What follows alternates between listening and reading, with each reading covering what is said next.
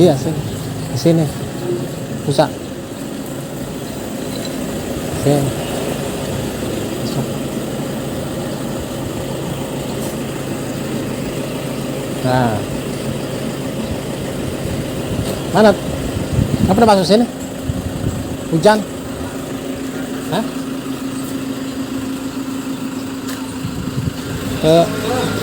Hujan?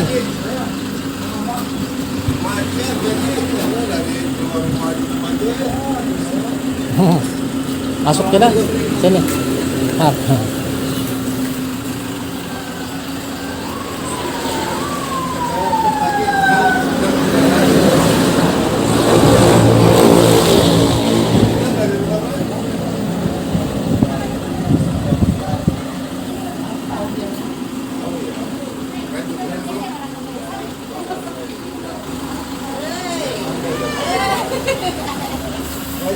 Habis siang-siang nih. Macet bagi dari jam tahu. Ayo main.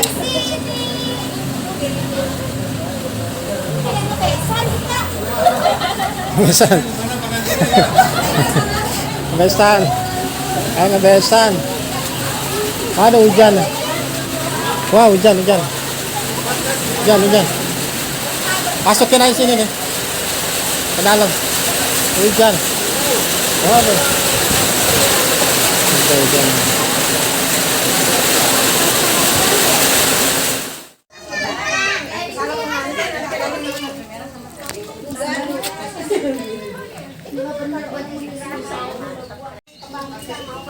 Ke jantung. Tuh sayur asamnya pakai ini di wah apa sih? Satu bapak-bapak RT Salapan. Waduh, udah di buka RW, iya. RW juga mau sini katanya. Alhamdulillah. Pak Tanto, Pak itu rombongan. Iya. Satu katanya. Tuh berapa mobil? Tiga mobil. Pak RW. Pak RW, Pak Desit, itu Pak Tanto, Pak Marulo, Pak Iya. Sakuri. Rombongan jamaah Anur. Iya. Ini rombongan anak. Cai itu kan. Harusnya kak dia mah emang sebelum subuhnya apa aja ya. Iya, enggak sih. Tadi mah pas kebetulan macet sampai Cibitung. Oh, Cibitung juga macet. Iya. Tadi Kemarin sampai saya keluar malah tol lewat ke bawah. lewat jalan biasa jadinya. Oh, lewat. Assalamualaikum warahmatullahi wabarakatuh. Alhamdulillahilladzi bi ni'matihi tatimmus shalihat wassalatu wassalamu ala sayyidis sadat wa ala alihi wa ashabihi ahlul fadaili wal karamat. Asyhadu an la ilaha illallah wa asyhadu anna Muhammadar Rasulullah. Allah puji dan syukur marilah kita panjatkan kepada Allah Rabbul Ghafur karena sampai saat ini kita masih diberikan kesehatan, kesempatan panjang umur sehingga pada kesempatan hari ini hari Rabu tanggal 8 Jumadil Akhir 1443 Hijriah. Allah Subhanahu wa taala masih menakdirkan kepada kita semua untuk berkumpul di sini ya di kediamannya Bu Hajah Ramli. Semoga Allah Subhanahu wa taala mencatatkan langkah kita, perjalanan kita, Allah Subhanahu wa taala catatkan sebagai catatan amal kebajikan. Amin ya Allah ya rabbal alamin. Yang saya hormati keluarga besar Bapak Haji Ramli ya beserta Bu Haji dan juga adik-adik saudara-saudara yang ada di sini. Yang pertama kami memohon maaf ya kepada Bu Haji, kami datang cuma datang ya Bu Haji nggak bawa apa-apa, nggak bawa oleh-oleh, bawa perut kosong kayaknya dari Depok ke sini. Yang ada lain tujuannya yang pertama adalah silaturahmi, kemudian juga yang kedua kita rihlah atau mengadakan perjalanan yang mudah-mudahan otak yang agak begitu mumet mudah-mudahan dengan perjalanan ini kita jadi fresh kembali. Dan juga kata Nabi itu ketika ada orang yang berbaik hati kepada kita maka kafaratuhu, kita itu harus bisa membalasnya. Kalau kita tidak bisa membalasnya dengan hal yang sama, maka fad'u lahu, maka berdoalah untuk yang telah berbaik hati kepada kita. Nah, pada kesempatan hari ini Bu Haji, bahwa Bu Haji sama keluarga di sini sudah baik kepada kami, disambut dengan penyambutan yang sangat wow ya Bu Susi ya. Subhanallah, coba aja hitung itu gramnya kalau di BSI segede gitu berapa, taruhlah 120.000. Kalau kali 5 aja udah berapa? Udah belum yang lain. Itu penyambutan yang sangat luar biasa. Kita nggak bakalan bisa untuk membalasnya. Maka ketika wa illam yastati, ketika kita nggak bisa untuk membalasnya, fad'ulahu, maka berdoalah untuk Bu Haji dan keluarga. Nah, pada kesempatan siang hari ini insya Allah kita akan membalas kebaikan Bu Haji, tetapi bukan dengan hal yang serupa, tetapi insya Allah kita akan mendoakan khusus untuk Bu Haji beserta keluarga. Mudah-mudahan Pak Haji Allah Subhanahu Wa Taala berikan usia yang panjang, kesehatan. Mudah-mudahan juga Bu Haji juga sama ya, usianya panjang biar sehat. Semoga rumah tangganya Allah Subhanahu Wa Taala jadikan rumah tangga yang sakinah, mawaddah, warahmah.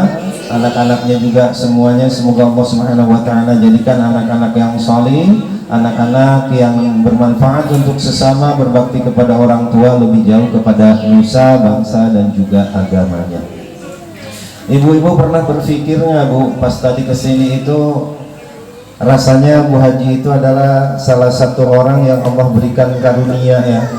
Artinya kita kan setiap hari berdoa setelah sholat minimalnya Rabbana atina fid dunya hasanah wa fil akhirati hasanah wa qina adzabannar. Ya Allah, memohon kebaikan di dunia, kebaikan di akhirat.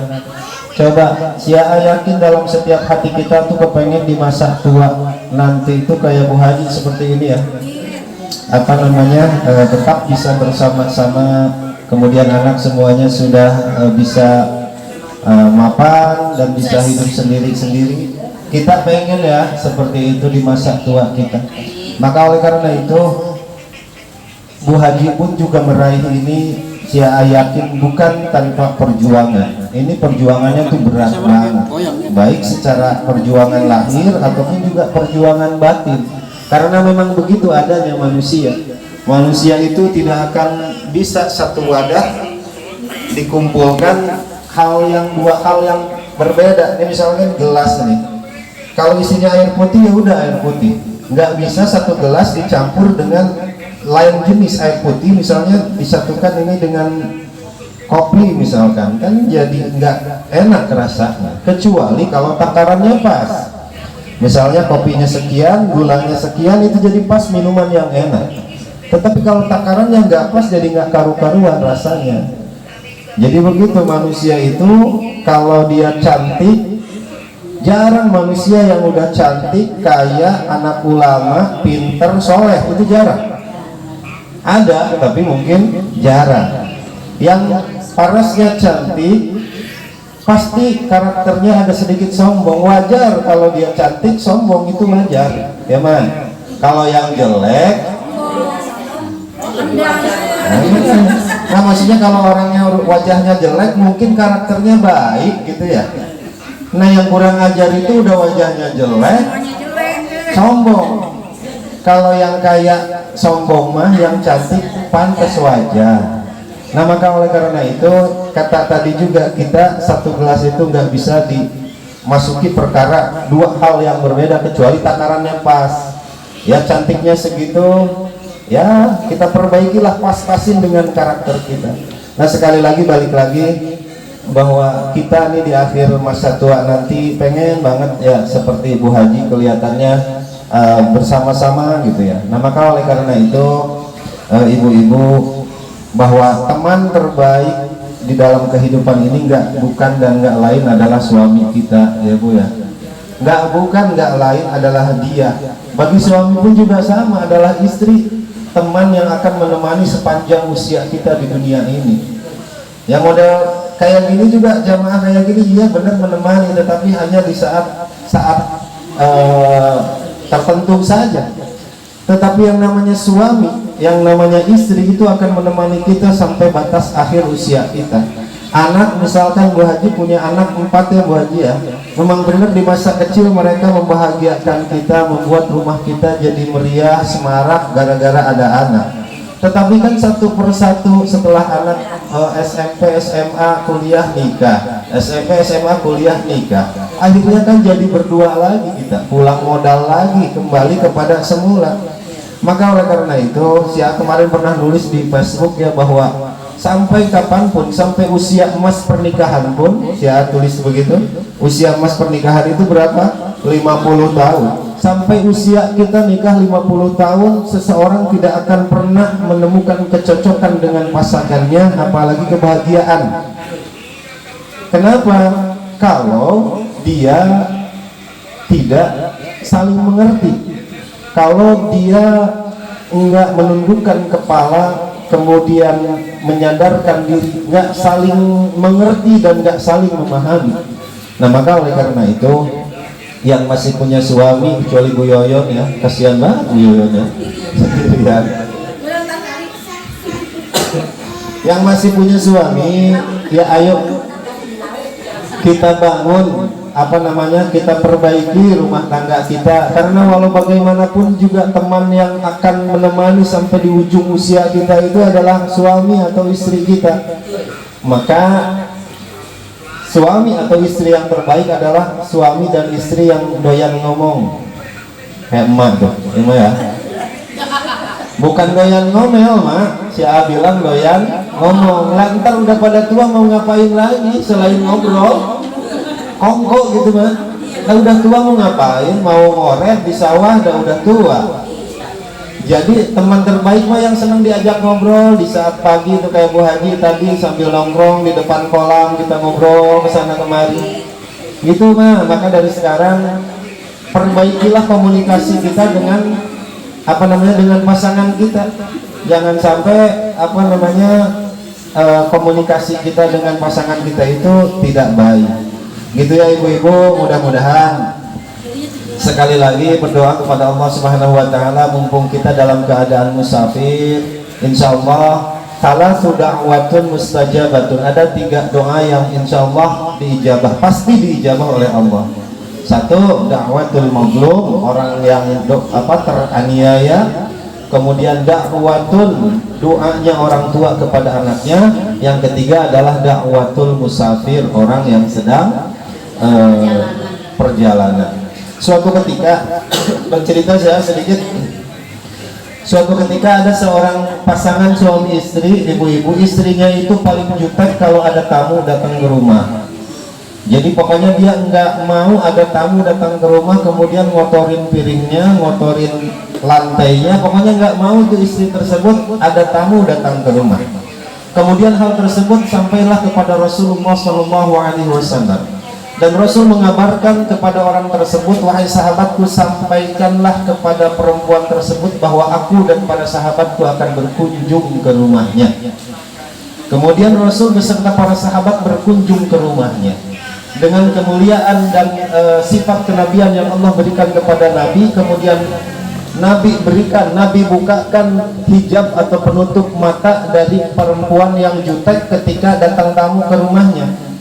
Maka ketika para sahabat dan para jemaahnya masuk ke rumah perempuan tersebut, itu perempuan melihat segerombolan orang yang membawa buah-buahan dan berbagai macam makanan. Setelah Rasul bukakan hijab atau penutup matanya, kemudian setelah Nabi dan para jemaahnya keluar, itu perempuan melihat rombongan tersebut membawa ular, kalajengking dan binatang-binatang yang buas dari dalam rumahnya. Kemudian ditanyakan kepada Rasul, apakah itu ya Rasulullah? Jadi kata Rasul, ketika tamu datang ke rumah itu membawa beribu berjuta keberkahan ke rumah kita. Lalu ketika tamu itu keluar dari rumah kita, maka tamu membawa beribu berjuta penyakit yang ada di dalam rumah kita. Nah maka oleh karena itu, berterima kasihlah kepada Bu Haji. Walaupun kita tidak mempunyai hal yang seperti ini, tetapi kan akhirnya kita bisa menikmatinya ya. Kemarin kita nggak punya villa, kita bisa menikmatinya dengan wasilah Bu Haji. Gitu ya. Ayyuma muslimun, ketika seorang muslim, ayyuma muslimun, ketika seorang muslim laki-laki dan perempuan mati, syuhida lahu bi arba'atin bi khairin, disaksikan oleh 4 orang. Jadi kalau kita mati nih Bu, Terus setelah kita mati itu ada yang menyaksikan dan membenarkan 4 orang tentang kebaikan kita. Adkhalahumul jannah, maka Allah akan memasukkan orang tersebut ke dalam surga. Jadi emak ini meninggal ya mak, tapi jangan sekarang, ntar 20 tahun lagi. Kemudian setelah emak meninggal itu kata teteh, ya Allah, waktu ada emak tuh baik banget.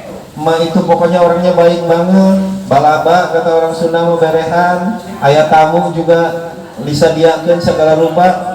Emak itu diceritakan oleh 4 orang mak, nggak banyak, cuman oleh 4 orang, maka emak digolongkan, dimasukkan oleh Allah ke dalam ahli surga. Nah kemudian para ulama yang 4 orang ini siapa? Yang 4 orang ini kata para ulama bukan orang biasa mak. Orang yang mana? Satu orang yang terpercaya di kampung tersebut, taruhlah ustadznya, taruhlah kepala kampungnya. Jadi misalnya ada 4 orang ustadz atau ada 4 orang kepala kampung yang membenarkan bahwa orang tersebut itu adalah telah berbuat baik. Nah maka Bu Haji makan bahagia sekali. Udah berapa ustadz masuk ke sini Bu Haji? Banyak, sering. Nah itu dia. Makanya ibu-ibu kalau punya rumah ya, kalau punya itu undanglah para ustadz datang ke rumah, insya Allah itu akan menjadi saksi untuk ibu nanti di akhirat kelak. Ya kecuali si A, ada si A nggak usah diundang juga termasuk ya. Ya baik ibu-ibu, itu saja prolog dari si A. Mari kita berdoa kepada Allah Subhanahu Wa Taala mumpung kita dalam keadaan musafir. Mudah-mudahan doa kita terijabah, bil khusus untuk keluarga Pak Haji Ramli. Umumnya buat kita ya, kita pengen ya Allah seperti keluarga Pak Haji Ramli ini ya, bisa menikmati, bisa menghabiskan masa tua itu dalam kedamaian, dalam kebahagiaan.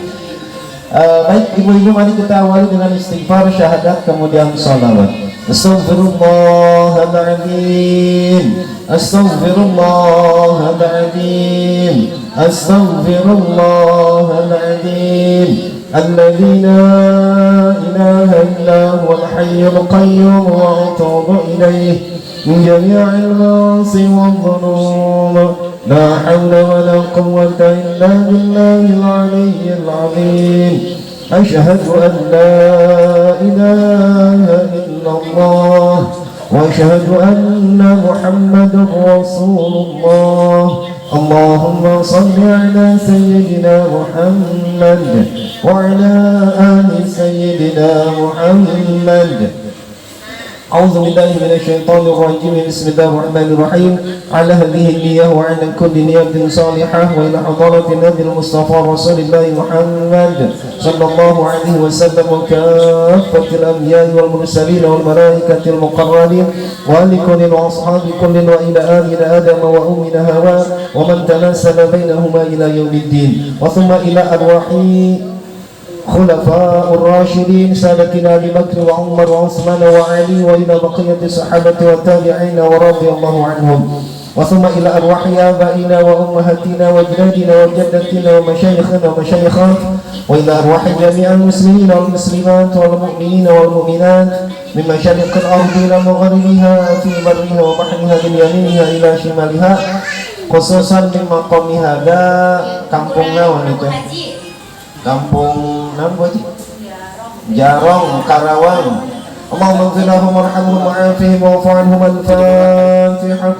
A'udzu billahi minasy syaithanir rajim. Bismillahirrahmanirrahim. Alhamdulillahi rabbil alamin. Ar-Rahmanir Rahim. Maliki yaumiddin. Iyyaka na'budu wa iyyaka nasta'in. Ihdinas siratal mustaqim. صراط الذين أنعمت عليهم غير المغضوب عليهم ولا الضالين رب اغفر لنا آمين. Wasumma ila arwahi ahlul bait. Mohon doa dan keikhlasan dari ibu-ibu, berdoa kepada Allah Subhanahu wa taala untuk almarhum dan almarhumah dari keluarga Bu Haji dan juga dari keluarga Pak Haji. Walaupun tidak disebutkan satu persatu, tetapi Allah Subhanahu wa taala Maha tahu. Semoga almarhum dan almarhumah Allah Subhanahu wa taala ampuni dari segala dosa-dosanya, kemudian diterima iman Islamnya, diterima amal kebajikannya, dan lantas dilipat gandakannya dan semoga Allah Subhanahu wa taala menempatkannya di tempat yang semulia-mulianya. Allahumma ighfir lahum warhamhum wa'afihim wa'fu 'anhum. Al-Fatihah. أعوذ بالله من الشيطان الرجيم. بسم الله الرحمن الرحيم. الحمد لله رب العالمين الرحمن الرحيم مالك يوم الدين إياك نعبد وإياك نستعين اهدنا الصراط المستقيم صراط الذين أنعمت عليهم غير المغضوب عليهم ولا الضالين. رب اغفر لنا آمين. Selanjutnya kami mohon keikhlasan dan keriduan dari ibu-ibu, berdoa kepada Allah Subhanahu wa taala bil khusus untuk keluarga ini, keluarga Pak Haji dan Bu Haji. Semoga Allah Subhanahu wa taala panjangkan usianya, disehatkan jiwa dan raganya. Kemudian juga rumah tangganya Allah Subhanahu wa taala jadikan rumah tangga yang sakinah, mawaddah warahmah, rumah tangga yang benar-benar menjadi ladang subur untuk bercocok tanam amal kebajikan. Juga semoga anak cucu keturunannya Allah Subhanahu wa taala jadikan anak-anak yang soleh dan juga solihah. Juga semoga dihasilkan dari segala maksudnya, Allah Subhanahu wa taala sampaikan dari segala hajatnya. Dan juga dari keluarga Bu Haji ya, keluarga Bu Haji cuma 2 kata Bu Haji ya, sama ini ya, semoga ya Bu Haji sama adiknya Allah Subhanahu wa taala sampaikan maksudnya, Allah Subhanahu wa taala ijabah semua keinginannya, dan semoga Allah Subhanahu wa taala cepat memberikan apa yang diinginkan. Nas'alukal ijabah. Al-Fatihah. A'udzu billahi minasy syaithanir rajim. Bismillahirrahmanirrahim. Alhamdulillahi rabbil alamin. Ar-Rahmanir Rahim. Maliki yaumiddin. Iyyaka na'budu wa iyyaka nasta'in. اهدنا الصراط المستقيم صراط الذين أنعمت عليهم غير المغضوب عليهم ولا الضالين. رب اغفر لنا. Yang terakhir marilah kita berdoa kepada Allah Subhanahu wa taala untuk orang tua kita masing-masing, baik yang masih hidup ataupun juga yang sudah meninggal dunia.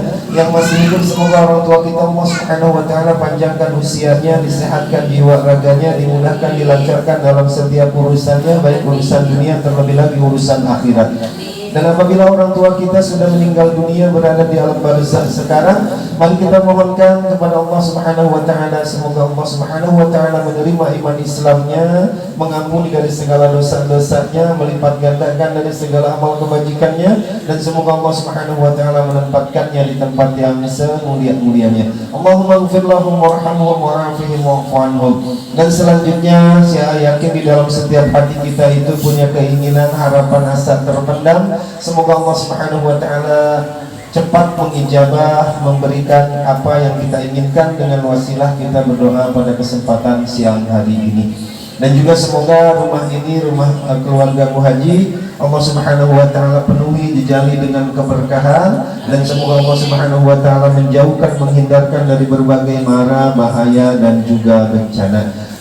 Nas'alukal ijabah. Al-Fatihah. A'udzu billahi minasy syaithanir rajim. Bismillahirrahmanirrahim. Alhamdulillahi rabbil alamin. Ar-Rahmanir Rahim. Maliki yaumiddin. Iyyaka na'budu wa iyyaka nasta'in. Ihdinas siratal mustaqim. صراط الذين أنعمت عليهم غير المغضوب عليهم ولا الضالين. رب اغفر لنا. آمين.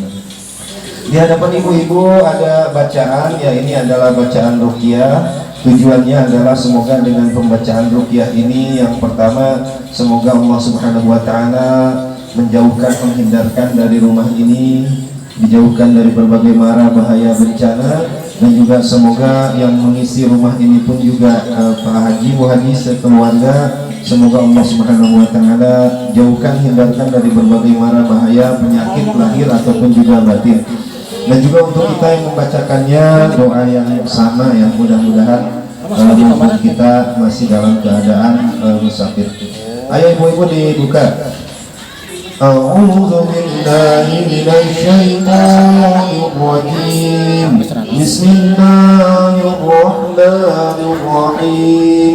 الحمد لله رب العالمين والصلاة والسلام على أشراف الأنبياء والمرسلين وعلى آله وأصحابه أجمعين أستغفر الله العظيم أستغفر الله العظيم أستغفر الله العظيم لا حول ولا قوة إلا بالله العلي العظيم لا حول ولا قوة إلا بالله العلي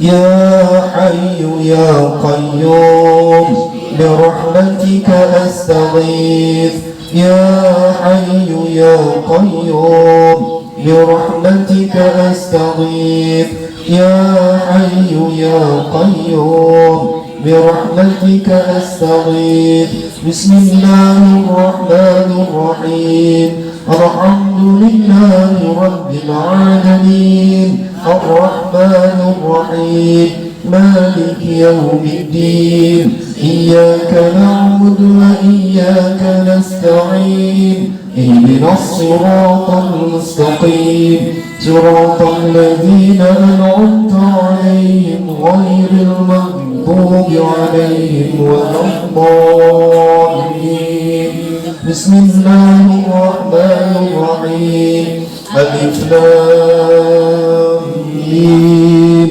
ذلك الكتاب لا ريب فيه هدى للمتقين الذين يؤمنون بالغيب ويقيمون الصلاة ومما رزقناهم ينفقون والذين يؤمنون بما أنزل إليك وما أنزل من قبلك وبالآخرة هم يوقنون أولئك على هدى من ربهم وأولئك هم المفلحون واتبعوا ما تتلو الشياطين على ملك سليمان وما كفر سليمان ولكن الشياطين كفروا يعلمون الناس السحر وما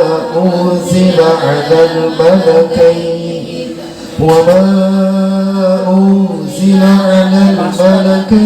ببابل هاروت وماروت وما يعلمان من أحد حتى يقولا إنما نحن فتنة فلا تكفر فيتعلمون منهم ولقد علموا لمن اشتراه ما له في الآخرة من خلاق ولبئس ما شروا به أنفسهم لو كانوا يعلمون وإلهكم إله واحد لا إله إلا هو الرحمن الرحيم إن في خلق السماوات والأرض واختلاف الليل والنهار والفلك التي تجري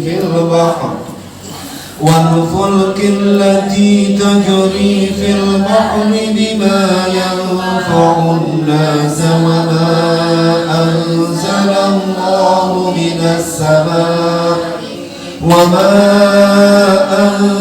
الله من السماء من ماء فأحيا به الأرض بعد موتها وبث فيها من كل دابة وتصريف الرياح والسحاب المسخر بين السماء والأرض لآيات لقوم يعقلون الله لا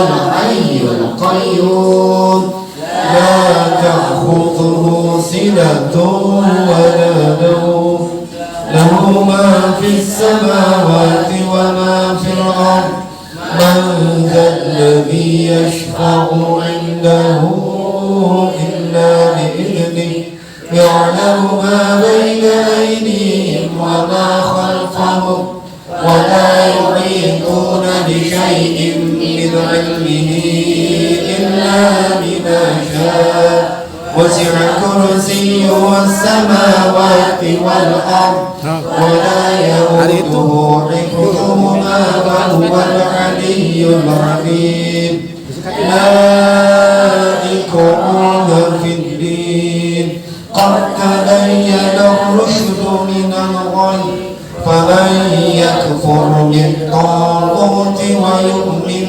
بالله فقد استمسك بالعروة الوثقى لا انفصام لها والله سميع عليم الله ولي الذين آمنوا يخرجهم من الظلمات إلى النور والذين كفروا أولياؤهم الطاغوت يخرجونهم من النور إلى الظلمات أولئك أصحاب النار هم فيها خالدون لله ما في السماوات وما في الأرض وإن تبدوا ما في أنفسكم أو تخفوا يحاسبكم به الله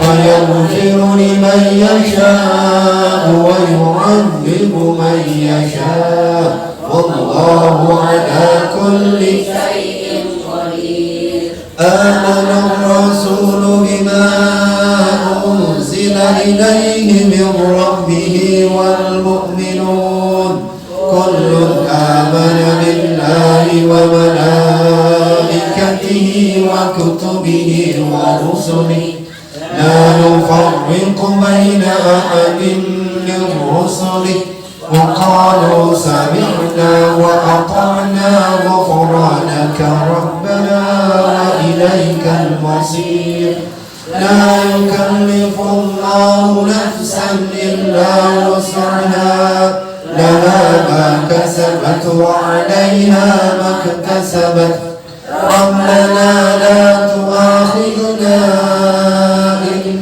نسينا أو أخطأنا ربنا ولا تحمل علينا إصرا كما حملته على الذين من قبلنا ربنا ولا تحملنا ما لا طاقة لنا به واعف عنا واغفر لنا وارحمنا أنت مولانا فانصرنا على القوم الكافرين شهد الله أنه لا إله إلا هو والملائكة وأولو العلم قائما بالقسط لا إله إلا هو العزيز الحكيم إن الدين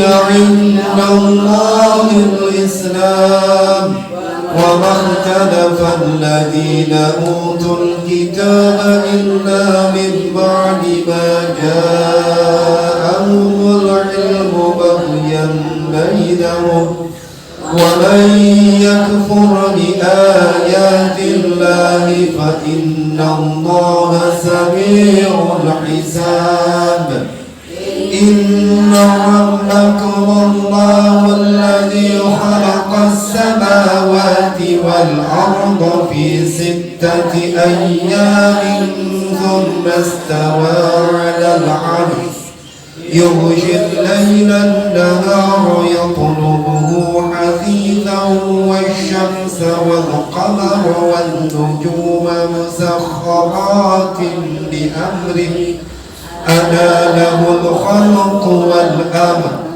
تبارك الله رب العالمين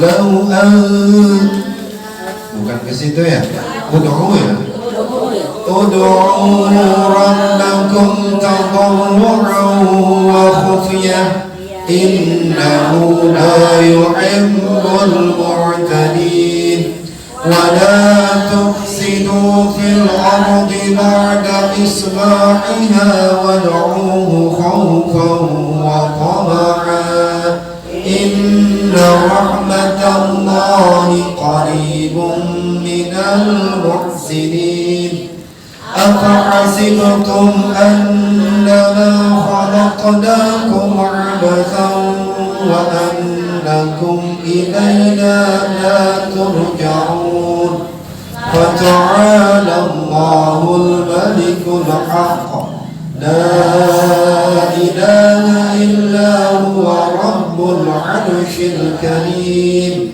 ومن يدع مع الله إلها آخر لا برهان له به فإنما حسابه عند ربه إنه لا يفلح الكافرون وقل رب اغفر وارحم وأنت خير الراحمين بسم الله الرحمن الرحيم والصافات صفا فالزاجرات زجرا فالتاليات ذكرا إن إلهكم لواحد رب السماوات والأرض وما بينهما ورب المشارق إنا زينا السماء الدنيا بزينة الكواكب وحفظا من كل شيطان مارد لا يسمعون إلى الملأ الأعلى ويقذفون من كل جانب دحورا ولهم عذاب واصب إلا من خطف الخطفة فأتبعه شهاب ثاقب وإذ صرفنا إليك نفرا من الجن يستمعون القرآن فلما حضروه قالوا أنصتوا فلما قضي ولوا إلى قومهم منذرين قالوا يا قومنا إنا سمعنا كتابا أنزل من بعد موسى مصدقا لما بين يديه يهدي إلى الحق وإلى طريق مستقيم يا قومنا أجيبوا داعي الله وآمنوا به يغفر لكم من ذنوبكم ويجركم من عذاب أليم ومن لا يجب داعي الله فليس بمعجز في الأرض وليس له من دونه أولياء أولئك في ضلال مبين يا معشر الجن والإنس إن استطعتم أن تنفذوا من أقطار السماوات والأرض فانفذوا لا تنفذون إلا بسلطان فبأي آلاء ربكما تكذبان يرسل عليكما شواظ من نار ونحاس فلا تنتصران خاسرون فبأي آلاء ربكما تكذبان لو أنزلنا هذا القرآن على جبل لرأيته خاشعا متصدعا من خشية الله وتلك الأمثال نضربها للناس لعلهم يتفكرون هو الله الذي لا إله إلا هو عالم الغيب والشهادة هو الرحمن الرحيم هو الله الذي لا إله إلا هو الملك القدوس المؤمن المهيمن العزيز الجبار المتكبر سبحان الله عما يشركون هو الله الخالق البارئ المصور له الأسماء الحسنى يسبح له ما في السماوات والأرض وهو العزيز الحكيم بسم الله الرحمن الرحيم قل أوحي إلي أنه استمع نفر من الجن فقالوا إنا سمعنا قرآنا عجبا يهدي إلى الرشد فآمنا به ولن نشرك بربنا أحدا وأنه تعالى جد ربنا ما اتخذ صاحبة ولا ولدا وأنه كان يقول سفيهنا على الله شططا وأنا ظننا أن لن تقول الإنس والجن على الله كذبا وأنه كان رجال من الإنس يعوذون برجال من الجن فزادوهم رهقا وأنهم ظنوا كما ظننتم أن لن يبعث الله أحدا وأنا لمسنا السماء فوجدناها ملئت حرسا شديدا وشهبا وأنا كنا نقعد منها مقاعد للسمع فمن يستمع الآن يجد له شهابا رصدا بسم الله الرحمن الرحيم قل هو الله أحد الله الصمد لم يلد ولم يولد ولم يكن له كفوا أحد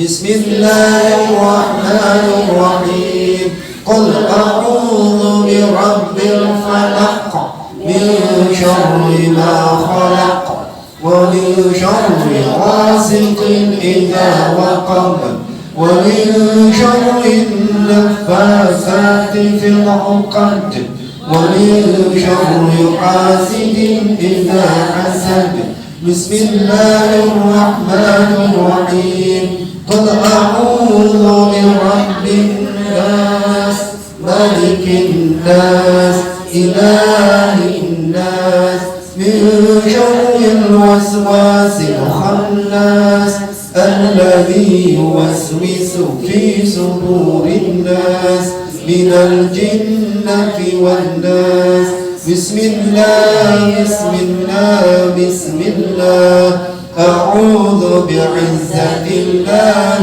وقدرته من شر ما أجد وأحاذر بسم الله بسم الله بسم الله أعوذ بعزة الله وقدرته من شر ما أجد وأحاذر بسم الله بسم الله بسم الله أعوذ بعزة الله وقدرته من شر ما أجد وأحاذر بسم الله بسم الله بسم الله أعوذ بعزة الله وقدرته من شر ما أجد وأحاذر بسم الله بسم الله بسم الله أعوذ بعزة الله وقدرته من شر ما أجد وأحاذر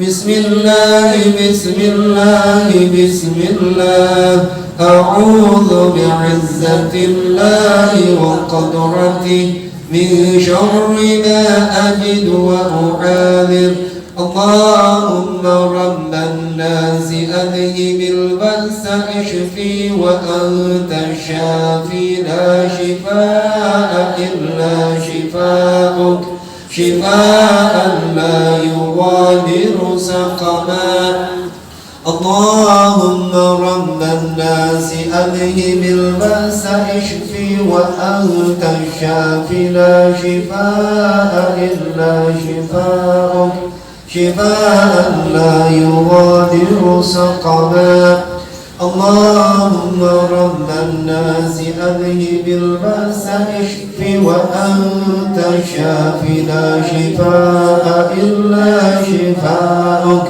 شفاء لا يغادر سقما والحمد لله رب العالمين. Yang mudah-mudahan kita yang membacakannya Allah Subhanahu wa taala berikan kesehatan, yang sakit lahir ataupun batin semoga Allah Subhanahu wa taala sembuhkan, yang sedang bingung, susah, banyak masalah, banyak hutang, banyak itu dan ini semoga Allah Subhanahu wa taala cepat berikan jalan keluar. Dan juga khusus untuk Sahibul Bait, Pak Haji dan Bu Haji beserta keluarga semuanya, semoga Allah Subhanahu wa taala panjangkan usianya, sehatkan jiwa raganya, dimudahkan dilancarkan dalam setiap urusannya, dikabulkan semua hajatnya, dihindarkan, dijauhkan dari berbagai mara bahaya dan bencana. Allahumma shalli wa sallim ala sayyidina wa habibina wa syafi'ina wa karimina wa maulana Muhammad wa sallim wa radiyallahu ta'ala kulli sahabati Rasulillah ajma'in. أعوذ بالله من الشيطان الرجيم بسم الله الرحمن الرحيم اللهم اجعل القرآن لهم في القبور مونسا وفي القيامة شافعا ومن النار سترا وحجابا وعلى الصراط نورا وإلى الجنة رفيقا وإلى لقاء الله تعالى وسيلة واخشونا وإياهم اجعل الموئد بيننا وبينهم الجنة يا ربنا جنتك جنة نعيم ودارك دار السلام مع الذين أنعمت عليهم من النبيين والصديقين والشهداء والصالحين وحسن أولئك رفيقا ذلك الفضل من الله وكفى بالله عليما اللهم أوصل ثواب ما قرأنا خصوصا إلى أرواح أهل البيت اللهم اغفر لهم وارحمهم وعافهم واعف عنهم وصار مثل ثواب إلى أرواح آبائنا وأمهاتنا وأجدادنا وجداتنا ومشايخنا ومشايخات وإلى أرواح جميع المسلمين والمسلمات والمؤمنين والمؤمنات اللهم اغفر لهم وارحمهم وعافهم واعف عنهم اللهم حسن مقاصدنا وسهل أمورنا من أمور الدنيا والآخرة اللهم انصرنا من آفات الدنيا ومن آفات الآخرة يا خير الناصرين ويا خير الوارثين بقدر الله وبقوة حسن مقاصدنا حسن مقاصدنا إنك على كل شيء قدير ربنا آتنا في الدنيا حسنة وفي الآخرة حسنة وقنا عذاب النار وصلى الله على سيدنا محمد وعلى آل سيدنا محمد وسلام على المرسلين والحمد لله رب العالمين نسألك الإجابة